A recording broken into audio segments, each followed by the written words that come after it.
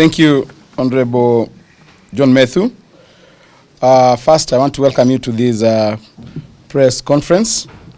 We are here gathered as members of the Democratic for the Citizens Party. We have leaders from across the country, and we'd like to issue the statement as follows. We, the DCP, we wish to address ourselves to the nation of Kenya and the patriotic citizens of our beloved country as follows. Last week, we announced that our party leader, His Excellency Rigathi Gachagua, will return to the nation on Thursday, 21st August at noon from the United States of America. We want to confirm that his return is still as scheduled. Second, we call on the people of Kenya to show up at the Jomo Kenyatta International Airport at 8 a.m. to receive our beloved party leader. We shall have a mother of all peaceful processions upon his arrival.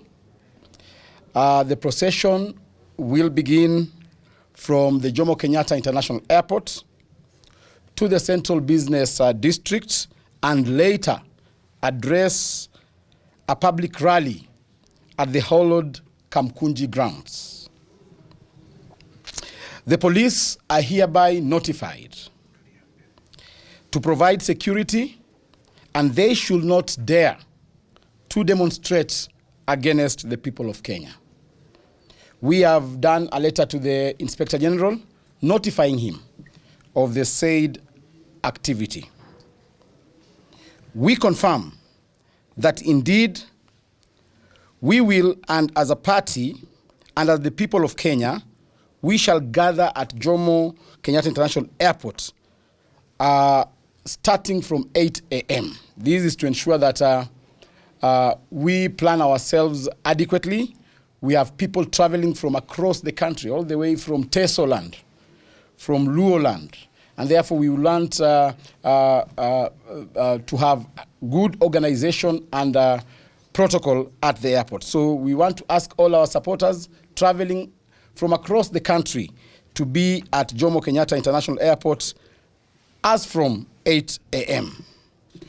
We are also adequately informed of the mischief and also plans by President William Ruto to have our party leader arrested upon his arrival at Jomo Kenyatta International Airport. We are also informed that William Ruto is planning to divert his plane to either Kisumu or Mombasa International Airports to arrest him from there. We have encouraged our members to also plan to receive him in those respective airports. We want to be very particular and candid on this matter.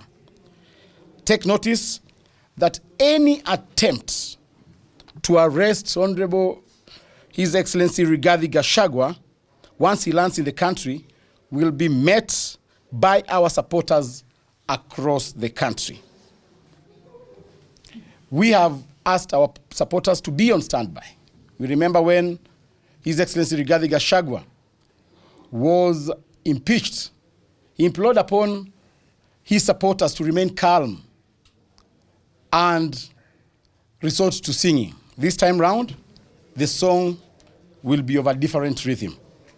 Secondly, we have heard President William Ruto and his choir dream that he has been invited by President Trump to the United States of America. Mr. Ruto, on your address to the 80th session of the United Nations General Assembly, under the theme, Better Together, 80 years and more for peace, development, and human rights. President Ruto, what are you going to address the UNGA looking at this year's theme and the UN principles? Is it about extrajudicial killings, abductions, forced disappearances, rapid support forces of Sudan, corruption, illegal gold trade, or illegal detentions. Or on this matter, we, the Democratic Party, Citizens Party of Kenya, wishes to bring to the attention of the global community and the United Nations General Assembly that the President of Kenya has consistently violated the very principles upon which the UN was founded. That is human rights, dignity, and peace. Under his watch, Kenya has witnessed brutal suspension of peaceful demonstrations. Young Kenyans exercising their constitutional rights to protest have been met with live bullets, unlawful detentions, and state-sponsored abductions. Systematic violation of freedom of expression. Journalists, whistleblowers, and activists continue to be harassed and silenced. Failure to protect human life. Innocent citizens have died at the hands of security forces with no accountability from the Kenyan government. The UN Charter, the Universal Declaration of Human Rights, and the multiple treaties Kenya is a signatory to all demand protection of fundamental freedoms. Yet, the President of Kenya seeks to parade himself as a statesman before the international community, while his regime is guilty of bloodshed at home. We therefore join the young people of Kenya in petitioning the United Nations not to grant Mr. William Ruto the honor of addressing the upcoming convention.